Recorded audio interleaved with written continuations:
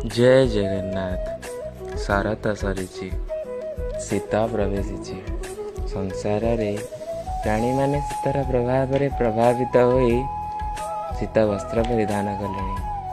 आम महाप्रभु मध्य तदनुजाई शीत वस्त्र परिधान कले। 7 दिन रे 7 रंगर घोड़घोड़ी होउचंती, 7 परस्तर घोड़घोड़ी होउचंती। अंकट रसिक आ दुनिया रे आवा किए थिबो। रविवार दिन महाप्रभु घोड़ी हेबे रक्तवर्णर घोड़ वस्त्र। सोमवार दिन महाप्रभु घोड़ी हुअन्ति श्वेत कृष्णयुक्त घोड़ वस्त्र।